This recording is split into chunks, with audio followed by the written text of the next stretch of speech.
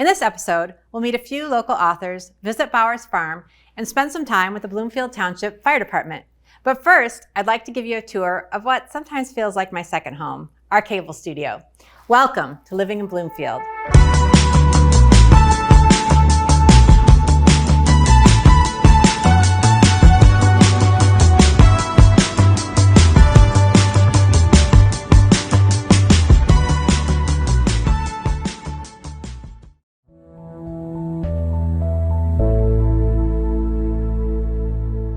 We recently hosted an open house event for community members to take a tour of the building and see our updated facilities. The event took place in tandem with our department's annual report and provided the community with insight on the department's impact on Bloomfield Township. Current fees are not justified by the results. The podcast room and studio space serve as the setting for many of these shows. This space is available for community producers to come in and put their vision on screen. In addition to the shows we produce here in studio, our team can be found out in the field shooting local stories and events. When the township's fire department held their water rescue training at Square Lake, we were there to capture the action. We're ready. We're ready.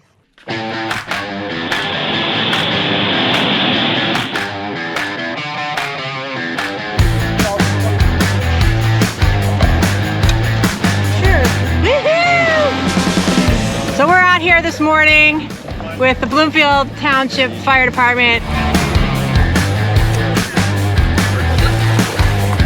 One of the best things about summer is being on the water, but you need to be safe, and if you need to be rescued, this is some of the training they do in order to help you out.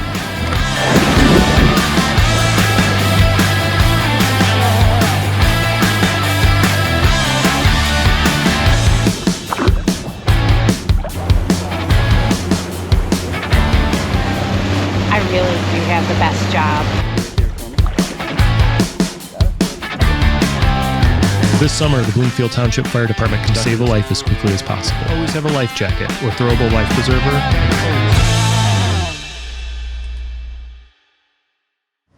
They're here to make you guys look good with the whole thing of editing. Now that we see what goes into filming the water rescue training, how about we take a look at the finished product? So welcome to the 2023 boat training. We're going to be going over some water rescue. This summer, the Bloomfield Township Fire Department conducted its 2023 water rescue training on Square Lake. That's going to release the boat so it can be slid backwards. That's to get it into the water, okay? Led by Lieutenant Kevin Bailey, the crews trained how to load the boat for deployment, now this thing can go down at any time. unload and place the craft in the water, Lift up a little bit. There you go. and extract a drowning victim.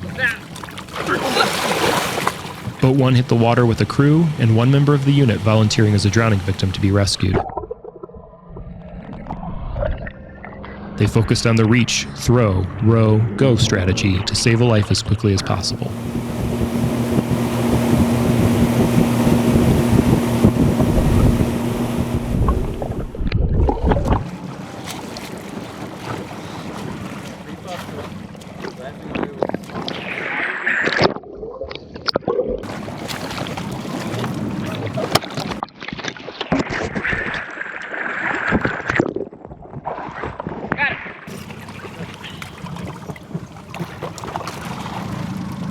Bloomfield Township Fire Department reminds residents to implement safety into all aspects of water activities. Always have a life jacket or throwable life preserver, and always supervise children on the water. If you have questions, you can call the fire department's non-emergency line at 248-433-7745. Water rescue is only one of the many ongoing trainings department members participate in to keep the community safe. They put that training to use every day, and they were recently recognized for their efforts at the Fire Department Awards presentation. We'll see that in the annual Fire Department golf outing that raised about $40,000 for local charities. Several years ago, Chief Pache started the awards as to try to show the appreciation, really show what the firefighters of the community do.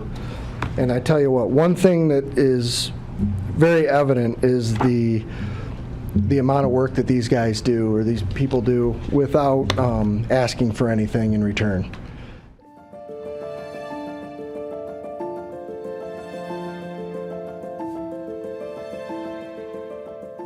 So I won the Mike Cummings Iron Man Award. It's the most calls for the department for the year of 2022. This year, the winner responded to 715 incidents over the course of the year. I ran 715 calls between fire calls and medical calls. I'd say the most I've ran here is probably around 16 or 18 calls in a 24-hour period. It feels good to be recognized with how busy we are and how busy I stay. I devote a lot of time to the department here, so it's good to be recognized for that.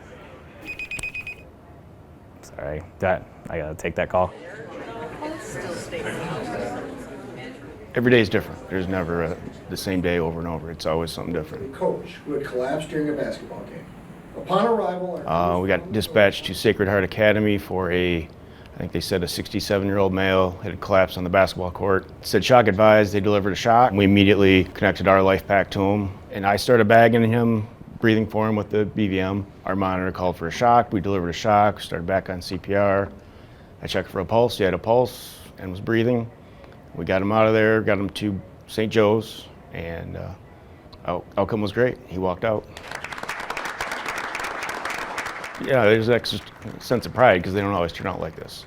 As the chief said that night, we don't look for it, but when we do get recognition, it is nice. My name is Sean Patterson, a lieutenant with Bloomfield Township Fire Department, also paramedic here. It was the life-saving award. It was for a CPR that we had, a medical that we got in, coming in. Basically, we got on scene and found a patient that was unconscious, not breathing, and no pulse. So we started CPR, and it ended up saving his life. A lot of times we don't see what the patient's outcome is, so it's good to hear a positive story like that. Sometimes, it's just too long of a period to get somebody back, but this was definitely nice that to hear that the patient survived. It was a good job from the crew. Pretty excited how the job that they did, and able to save a life. It's 3 letters, F-U-N. It's fun.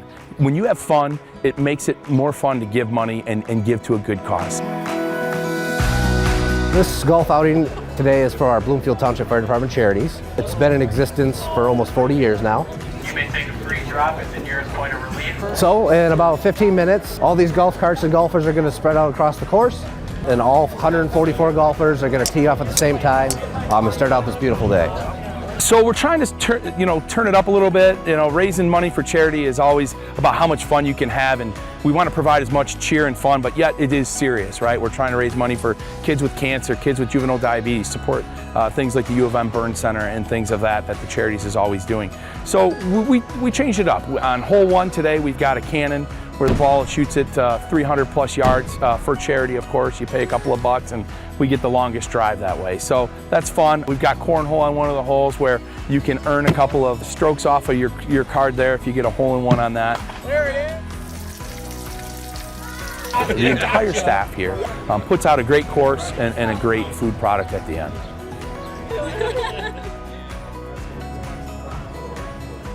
The money that we're able to give to the charity truly comes from our sponsors, and that's really what drives this event and enables us to give back to the community.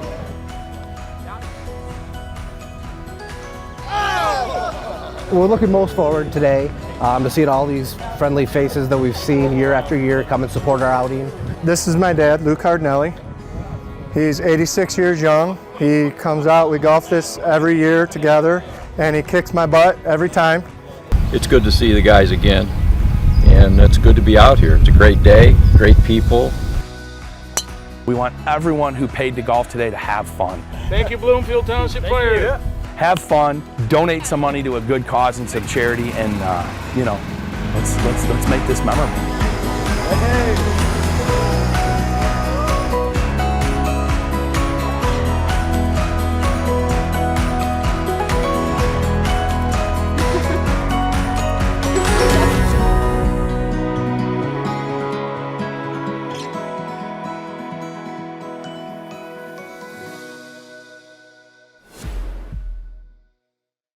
The Township Police Department hosted a youth academy this summer to provide teens an opportunity to learn the basics of policing.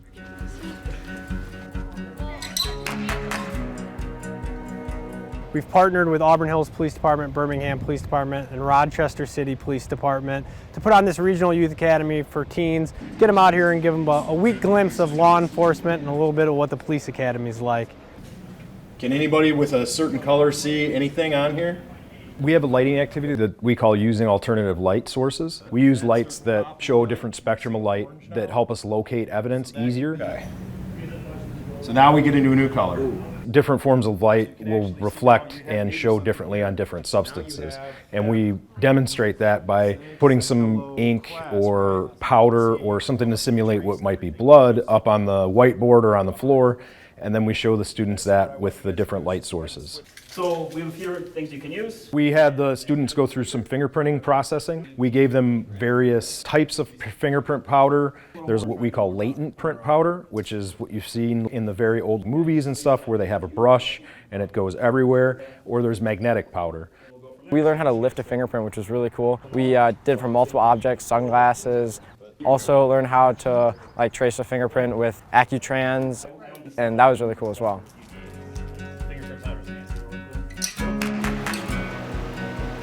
We brought out our incident command vehicle. This is a multiple use vehicle. It's not just for crime scenes or evidence tech work, but we also utilize it for accident investigation, different equipment that might be needed for any major incident. In addition to that, we have equipment. So we have all sorts of different ballistic vests and helmets, equipment that may need to be deployed at a moment's notice. And have it suited to them quick enough, right? So put on the vest was really cool and also kind of uncomfortable because it's really heavy and large and definitely not made for a teenager. We also got to put on the helmet and got to feel what the shield is like, so that was awesome. I'm using my arms to disperse my energy as I fall. They started off with baby steps, right? And it's always funny, we say they learned how to fall. But it's something we learn early as police officers when we go through these defensive tactics. To properly fall, you would fall backwards, but you would tuck your chin into your neck, and then you would squat down and then fall back. We did some hands-on techniques, some handcuffing techniques. But if this was his job? Today I learned how to self-defense. I can use my arms, my elbows, my hands, my fists. And then we learned how to handcuff today.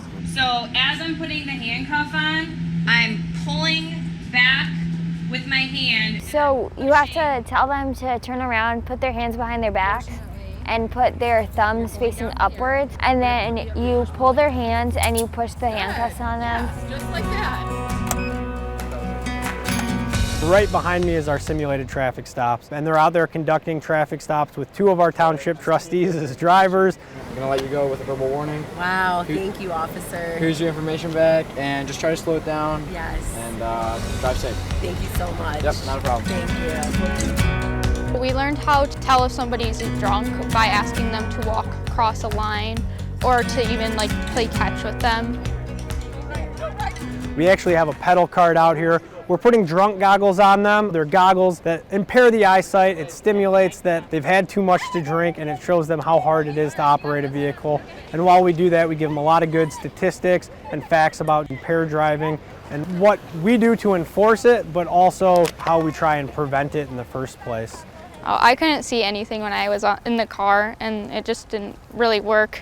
Something very cool that we do for these kids is we're going to put them through full CPR AED certification, stop the bleed certifications. Even if they don't want to go into law enforcement, if they decide to be a lifeguard or babysit or do any kind of job, they're going to go in on their resume and show them, hey, I'm certified in these skills. All right, let's get them graduated. I think overall it was a good experience for me. I'm going to put my certificate on my resume. I would recommend it because Regional Youth Police Academy does get you first aid certified, and it's really just fun, and you got to do a lot of fun stuff.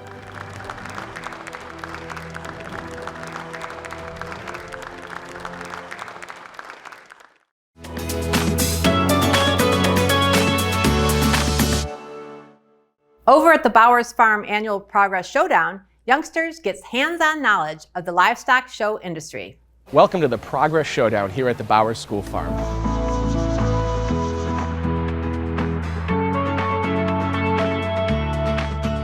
The Progress Showdown is the hard work celebrated that our kids who are going to the Oakland County Fair get to showcase to the community. This is an event where A year's worth of work for our 4-H and FFA students comes alive in the form of a show. They will be exhibiting their showmanship skills for their project animal, whether that's a pig, a goat, a sheep, and cattle. The judge will then determine their skills based on how well they exhibit their animal. 4-H is an agricultural community for kids from 5 to 19 and 21 in some communities.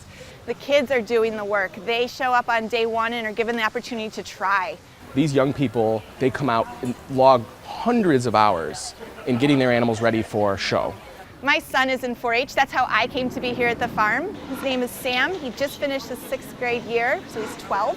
And this year he is his 5th year showing, and he's showing a prospect heifer and a market goat. I've been in here for 4 or 5 years, but this is my first year showing an animal.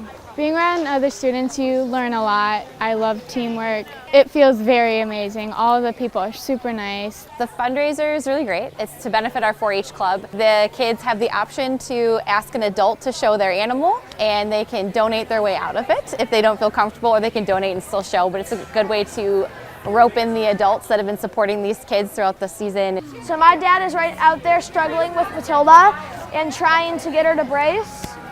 And it's very fun to be in the ring and very fun to show all the animals. Thanks to Carly and Kate and all of those beautiful parents out there, I have learned to be a good leader. I have learned to help others in times of need. And I just really like it here at Bowers Farm, and it's really fun for me. These kids work incredibly hard, and it's incredible to see the community that they build. My most favorite thing about being here at the farm is seeing the kids go from being a little bit shy and reserved to standing and presenting. It's profound. It's really fun. You make a lot of friends. I suggest you do it.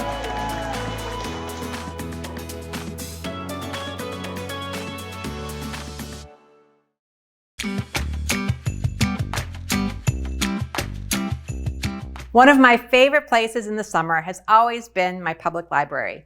We heard from a few local authors at a special fair at the library. Hi, I'm Jim Benton. I'm Carol Sorkin-Hunter. Sally Cole-Mish. Teresa Shin. John Coassie. Dahlia Mohammed. I'm Lori Ellis. I'm excited to be at the Bloomfield Library.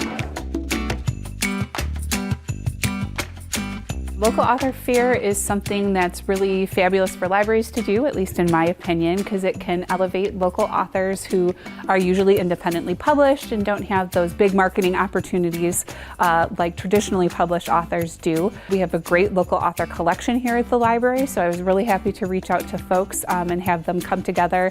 We have 19 different authors here today, all the way from kids up to romance to history to biography, really a great spectrum of different options.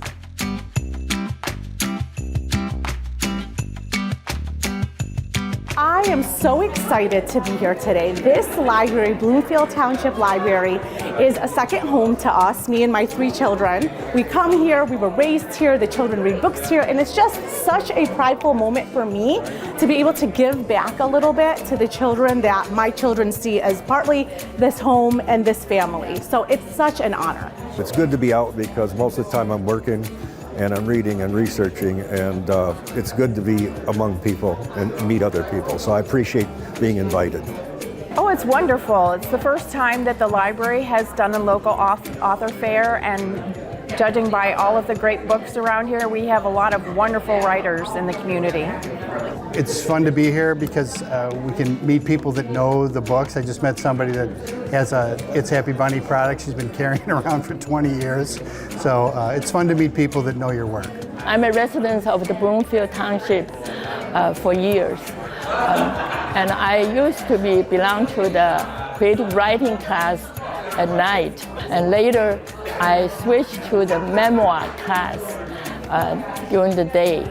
I feel honored to be invited to join this event because I have always loved library, and I frequently visit Bloomfield Library many times. Bloomfield Library is a wonderful resource. There's great staff, and they have a wealth of wonderful books that can help children and adults as well. It's where I spent a lot of time as a kid in Baldwin Library and also school libraries, because you can get everything for free. My daughter belongs here. She has a library card of her own. She comes here all the time, and she likes the events and, you know, the children's room, and we come to different functions, right, like this, or we come to the music performances. So it's a community cultural center besides just the books, right? So people don't realize how important it is in that sense as well. Libraries are all about discoverability, right? I think you can have a serendipitous encounter with a book at a library that is very hard to have if you're just browsing online or, you know, looking through a stack of books. We can really help authors, you know, have a voice in their community and be that place where someone says, hey, my friend wrote a book, or my husband wrote a book, or, you know, my daughter wrote a book. You can get it at the library. So it's a great starting point for people, especially local authors. Look for an upcoming repeat, hopefully later this year.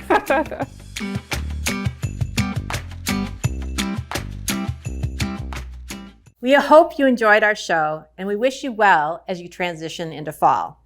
I hope to see some of you in person at our campus-wide open house happening on Sunday, October 1st, so mark your calendar. If you have an idea for a story or would like to become a volunteer producer, please get in touch.